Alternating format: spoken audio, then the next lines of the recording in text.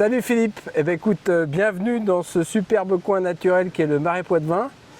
Il va falloir que tu m'expliques pourquoi tu es venu avec ce super véhicule. D'abord, qu'est-ce que c'est? Et puis, qu'est-ce que tu as fait avec depuis un petit moment? Voilà, raconte-nous tout un peu. Eh ben, je te raconte tout ça. Merci de m'accueillir dans le Marais Poitevin, c'est bien chouette par ici. Ouais. Écoute, en fait, ça fait une quinzaine de jours que je me balade avec ce Renault Trafic Space Nomad. D'accord. Je suis parti un petit peu documenter une thématique qu'on aborde depuis le départ au sein de Van Life Expo, c'est la van life et les campings. D'accord. Alors, c'est bien sûr un sujet de saison, puisque là, on est en plein été. Je me suis baladé un petit peu sur la côte d'Émeraude entre Saint-Malo et la pointe du Grouin à Cancale, ou bien sur les bords de l'estuaire de la Rance, pour aller visiter les campings et rencontrer un petit peu les van lifers qui s'y trouvent, les gens qui sont en van aménagé, en fourgon aménagé, ou même des gens avec des tentes de toit. Tu en as vu beaucoup? J'en ai vu beaucoup. Ouais. J'en ai vu beaucoup. Il y a beaucoup de vannes dans les campings sur la côte. Ouais. Et là, donc j'étais descendu aussi dans le bassin d'Arcachon pour aller visiter encore quelques campings par là-bas. Et les campings sont pleins de vannes, de fourgons et de tentes de toit. Ouais. Donc ça veut dire que van et camping, ça fonctionne. Ça fonctionne très bien. Ça fonctionne très bien. D'ailleurs toujours très bien fonctionné. Il y a effectivement, comme beaucoup de gens pourraient le penser, beaucoup de mobilhomes désormais dans les campings, mais il y a aussi et encore surtout beaucoup d'emplacements de plein air. Et donc on y croise très régulièrement non seulement des vannes, des fourgons et des tentes de toit, mais aussi tout ce qui est caravane et camping-car. D'accord. Alors avant qu'on rentre dans le détail de la visite du véhicule, est-ce que tu peux nous en dire deux mots? C'est quel modèle, quelle marque? Alors, c'est un Renault Trafic Space Nomad de 2023. D'accord. Donc c'est le van aménagé by Renault, donc qui m'a été gentiment mis à disposition par le groupe Renault, Renault Pro Plus, et qui est donc un modèle iconique, la version iconique, qui est donc un modèle un peu haut de gamme, qui est très, très agréable, très confort, et on est sur une motorisation de 170 chevaux en boîte automatique, donc un confort de conduite exceptionnel, que ce soit sur les petites routes escarpées que j'ai pu emprunter en Bretagne pour accéder d'un camping à un autre, ou bien encore prendre l'autoroute pour descendre dans le sud-ouest, direction le bassin d'Arcachon. D'accord, ok. Bah, écoute, ce que je te propose, c'est qu'on le découvre en détail, parce que moi j'ai vraiment envie d'en savoir plus sur ce véhicule qui a l'air, qui est un van, mais qui a l'air vraiment bien, quoi, bien Il sympa. est très chouette, je te le confirme, je vais t'emmener visiter ça. Viens avec moi. D'accord. Alors, poste de conduite très très agréable, très confortable. On a de très très bonnes assises et puis des sièges pivotants aussi, ce qui permet quand même de s'installer en position salon comme ça sur l'intérieur, aussi bien d'un côté comme de l'autre. Le volant est ici avec la série de commandes au volant justement qu'on peut retrouver maintenant sur tous les véhicules récents. Limiteur de vitesse bien sûr. Le tableau de bord est juste derrière moi. Possibilité de le coupler avec un CarPlay pour avoir toutes ces applications directement sur le tableau de bord. On est sur une boîte automatique, donc tout se passe ici avec quand même la possibilité de la mettre en manuel.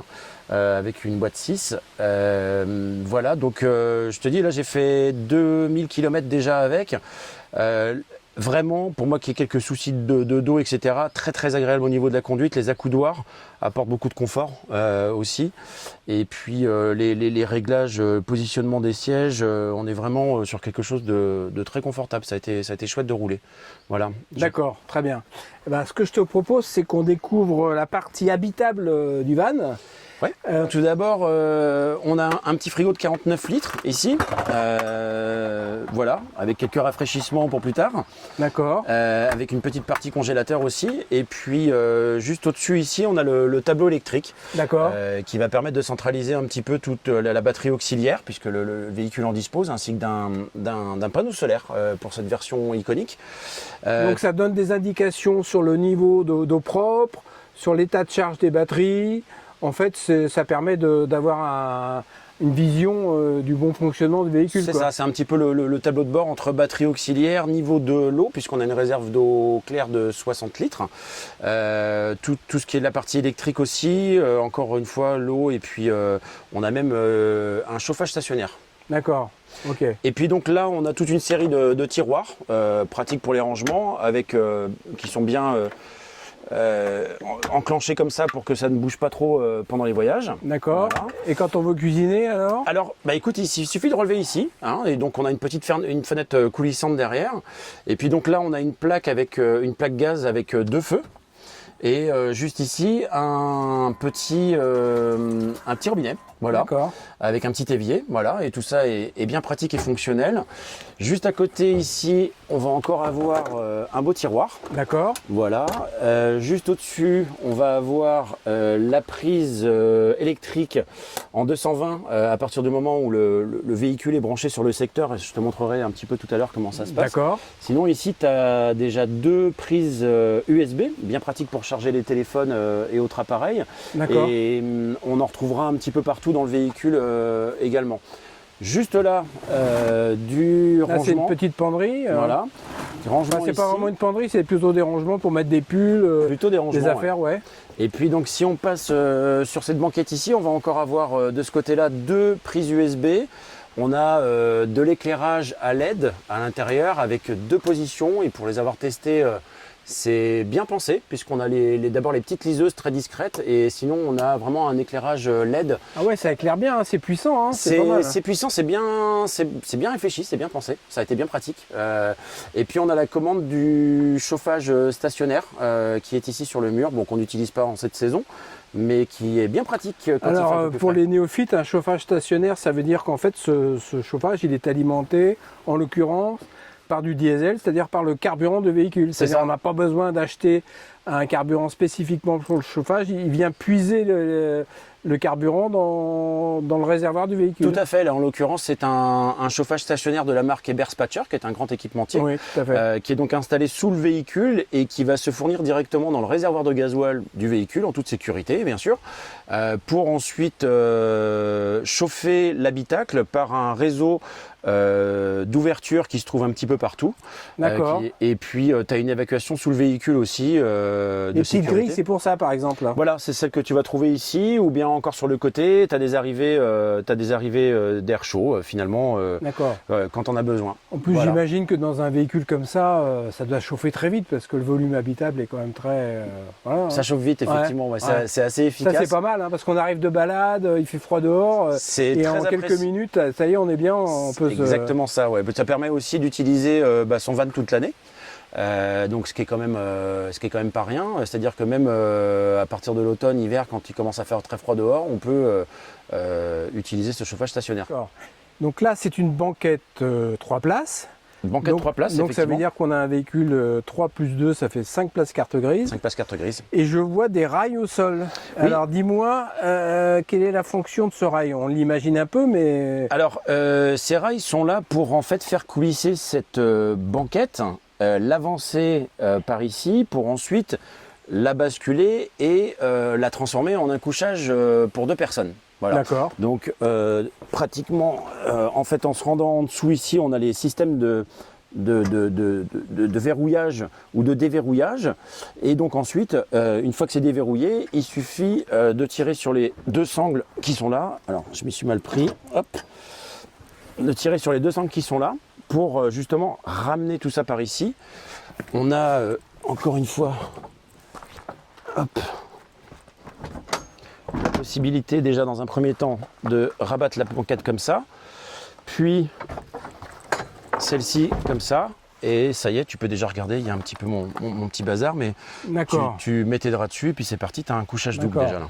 Et toi, j'ai cru comprendre que tu avais testé souvent la partie basse du véhicule pour dormir. Alors effectivement, j'ai testé la partie basse du véhicule pour dormir parce que ça me va bien comme ça. Parce que je suis 1m85, donc c'est vrai que des fois en haut, c'est un peu plus compliqué pour y accéder pour moi. Mais en tout cas, la partie basse me va très bien. Alors attends, je suis en train de voir pour remettre ça. Mais le couchage double qui est un petit peu plus haut. Donc tu n'as plus qu'à baisser ce plancher qui est donc sur système hydraulique. Ouais. Et au-dessus, je vais prendre ta caméra. Ouais, regarde. vas-y. Hop. Au-dessus, on a donc ce couchage double avec un petit matelas comme celui-ci et un système de couchage qui permet un confort absolu. Voilà. Donc ça fait une belle hauteur. On a encore un système d'éclairage à LED et puis de chaque côté on va retrouver des prises USB ainsi qu'un interrupteur pour la lumière. Voilà, en plus des fenêtres plastifiées d'un côté pour éviter que la pluie ne rentre mais que ça laisse passer la lumière Et sinon, de ce côté-là, des moustiquaires qui permettent de laisser passer l'air de ce côté-ci et de ce côté-là. Voilà. Et donc pour relever tout ça, il suffit de pousser sur le système hydraulique. Voilà, je te redonne la caméra. D'accord, merci. Bon. Voilà un petit peu. Si tu veux, on passe à l'arrière et je te montre un petit peu plus. Pas de problème.